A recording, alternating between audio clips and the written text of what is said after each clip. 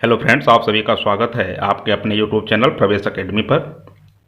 आज बिहार में जो 3 लाख के पास वैकेंसी आई है उसी को लेकर के दिन प्रतिदिन धरना प्रदर्शन हो रहे हैं। उसमें सरकार कुछ संशोधन करने के बजाय लाठीचार्ज करवा रही है। इसी के क्रम में आज देखेंगे कि किस प्रकार से अभ्यर्थियों के बीच समस्याएं उत्पन्न हो रही हैं।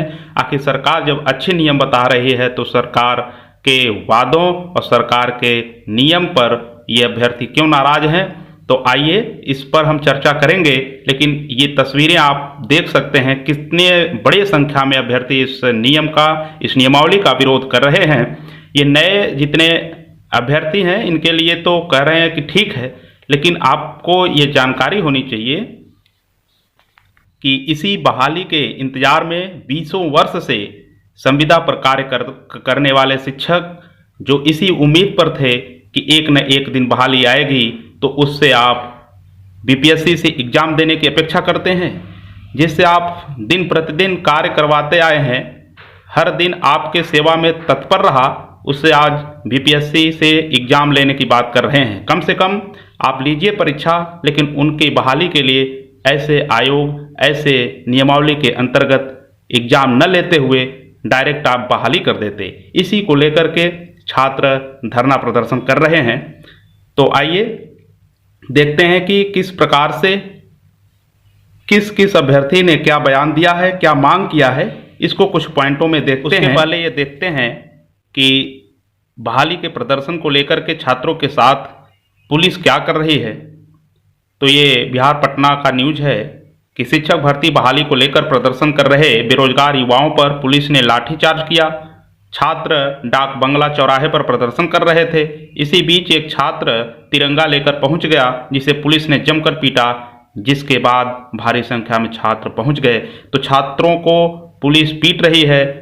हम तो ये मांग करते हैं अभ्यर्थियों के तरफ से कि सरकार इनके साथ न्याय करे। कम से कम जो संविदा पर कई वर्षों तक बिहार सरकार की सेवा किए हैं उनके लिए एग्जाम की प्रोसेस को समाप्त करते हुए डायरेक्ट बहाली की जाए। आइए अभ्यर्थियों के सवाल को कुछ पॉइंटों में देखते हैं कि उनकी क्या कहना है। शिक्षकों का दोहन करने पर लगी है सरकार हम शिक्षकों को तरह तरह के कार्यों में लगाकर शिक्षण कार्य को प्रभावित करती है। सरकार पूर्ण रूप से शिक्षकों का दोहन करने पर लगी हुई है। हम सब यानी शिक्षक वर्ग सरकार की शिक्षक नियमावली 2023 का घोर विरोध करते हैं। यानी इस नियमावली का विरोध प्रदर्शन हो रहा है। तो जिस प्रकार से बीपीएससी को एग्जाम देने की ठेका दी जा रही है, निश्चित तौर पर ये एग्जाम लें, लेकिन जो इसी उम्मीद के साथ, इसी आशा के साथ संविदा पर लगे रहे कि एक न एक दिन बहाली आएगी और सरकारी कार्यकाज का दर्जा हमें दिया जाएगा, तो इसी उम्मीद पर खरे उतरे सरकार और उनको बहाली में बिना परीक्षा दिए शामिल करे। आइए मांग को किस प्रकार से रखा जा रहा है, क्या मांग है, इसको देखते हैं। शिक्षक अभ्यर्थियों के साथ नाइंसाफी।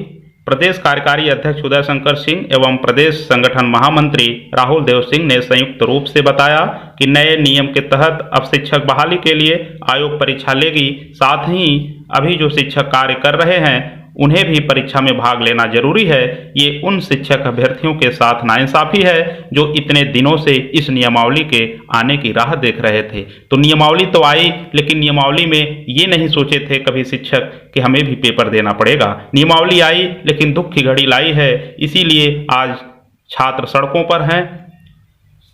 आइए और कुछ देखते हैं आगे। शिक्षकों को राज्यकर्मी का दर्जा दिया जाना चाहिए।